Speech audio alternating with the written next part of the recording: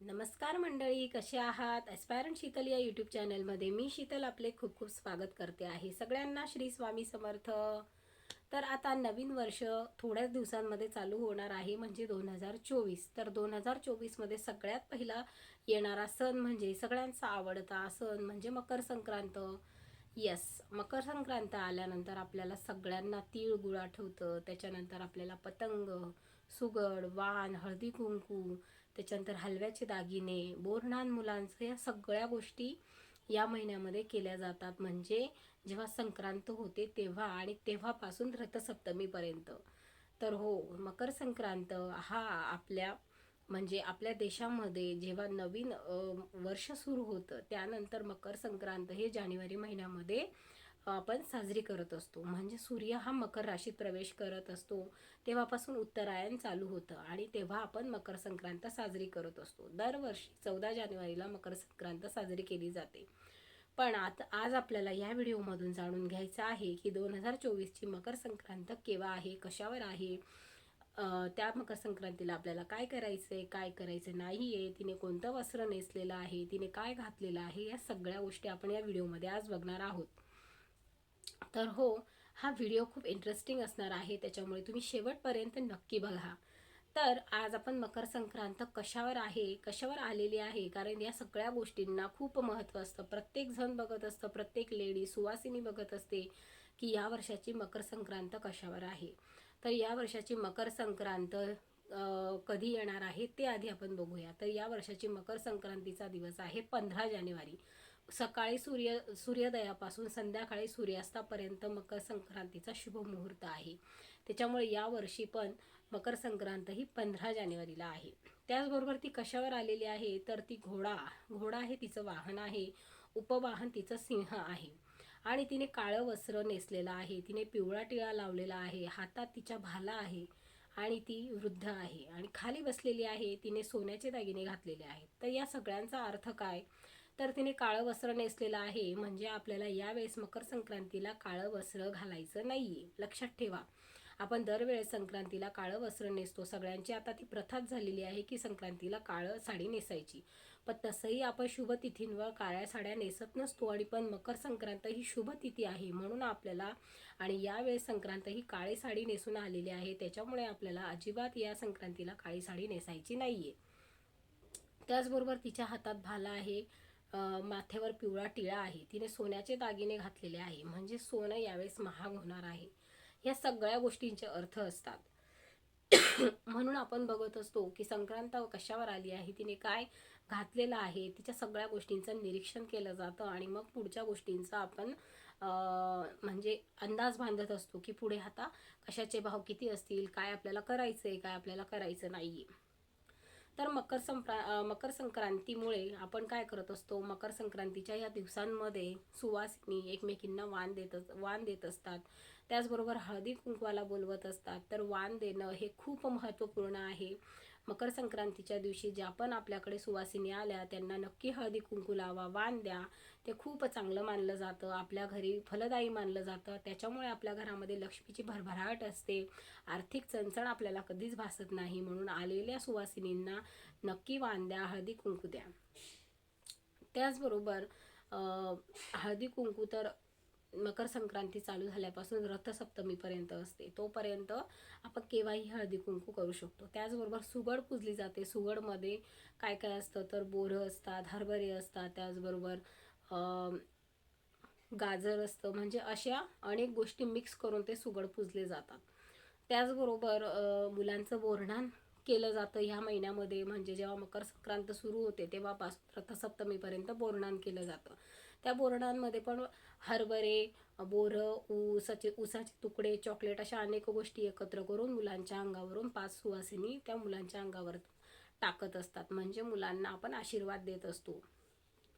आणि या मकर संक्रांतीला तिळगुळ आपण का देतो, तर हिवाळ्याच्या दिवसामध्ये मकर संक्रांत येते, आपल्या शरीराला उष्णता हवी असते, ऊब हवी असते आणि आपल्याला ती गोष्ट तिळगुळातून मिळते म्हणून आपण मकर संक्रांतीला तिळगुळ देत असतो. तर याच्या मागचे हेच आहे सायंटिफिक रिझन, की शरीराला उष्णता मिळावी, ऊब मिळावी म्हणून आपण एकमेकांना त्या दिवशी तिळगुळ वाटप करत असतो. तर या मकर संक्रांतीच्या दिवसांमध्ये जे पण फळभाज्या आलेल्या असतात, ज्या पण वस्तू अवेलेबल असतात, त्या वस्तूंचा बोरणांमध्ये वापर केला जातो. तर या सगळ्या गोष्टी पहिल्यापासून चालत आलेल्या आहे आणि खूप महत्त्वपूर्ण आहे. तर आपल्याला या मकर संक्रांतीच्या दिवसांमध्ये काय करायचं आहे आणि काय करायचं नाही आहे, तर आपल्याला बघा काय करायचं आहे. आपण दान पुण्य या दिवसामध्ये करू शकतो.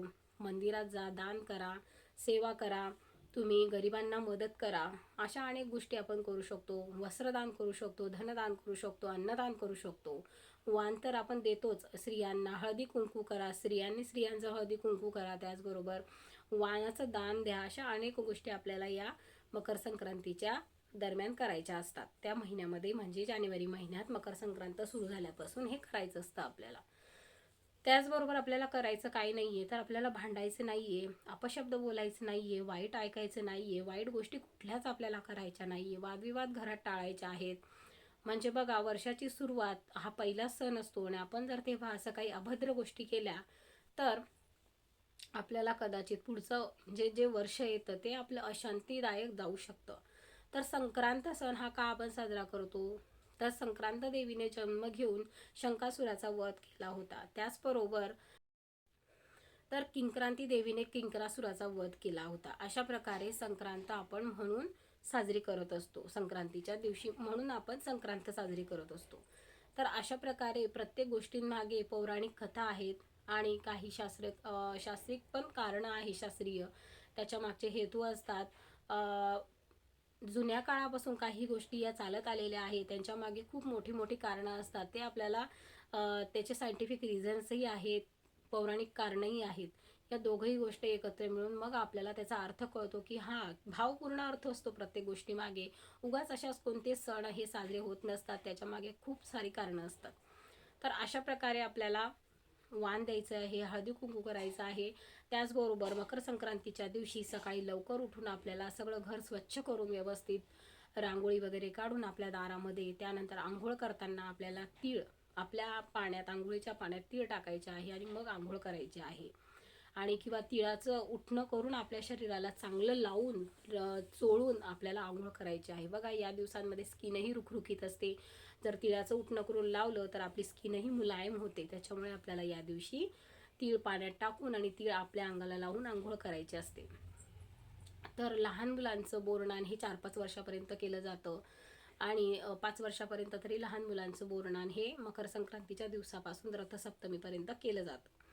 त्याचप्रकारे ज्या मुलीचं नवीनच लग्न झालं आहे, तिची पहिलीच संक्रांत आहे, तेव्हा तिचे सासरकडचे लोक तिला हलव्याचे दागिने घेतात, साडी घेतात आणि तिची पहिली संक्रांत साजरी करत असतात.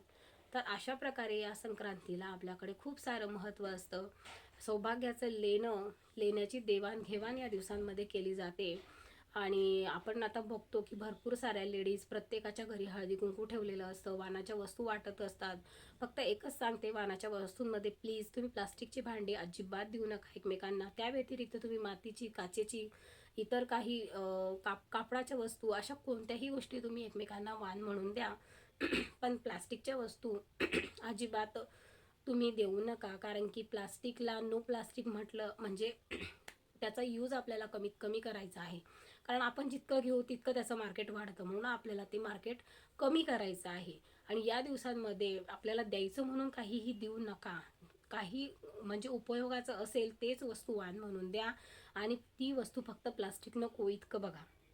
तर मग अशा प्रकारे आपल्याला संक्रांत साजरी करायची आहे, वाण द्यायचं आहे, पण तेही इको फ्रेंडली आपल्याला द्यायचं आहे. कारण की आपण जी गोष्ट करतो त्यापासून पर्यावरणाची हानी होत नाहीये ना, हे आपल्याला आधी बघायला पाहिजे. कारण पर्यावरण आपल्याला बोलून नाही दाखवत, पण ते जेव्हा काही ॲक्शन मोडमध्ये येतं तेव्हा मग आपण मानवना सहन नाही करू शकत. त्याच्यामुळे आधी कोणती गोष्ट करताना पर्यावरणाचा विचार करायलाच हवा. तर अशा प्रकारे या वर्षाची संक्रांत खूप छान अशी साजरी करा. त्याचबरोबर लहान मुलांना संक्रांतीच्या दिवशी पतंग उडवायला खूप आवडतं. याच्या मागचं काय रहस्य असू शकतं, पतंग उडवणे संक्रांतीचा काय संबंध, तर एकच गोष्ट असू शकते, कारण थंडीचे दिवस असतात. आपण जास्त करून उन्हाची अपेक्षा करत असतो. अंग शेकल्यावर बरं वाटतं आपल्याला, थोडेसे व्हिटॅमिन डी पण आपल्या शरीरामध्ये जातं, म्हणून बस अंगावरती सूर्याची किरणं यावीत, आपल्या शरीराला ऊब भेटावी, म्हणून कदाचित पतंग उडवण्याचा हा जो खेळ आहे हा संक्रांतीला साजरा केला जात असावा, मला असं वाटतं.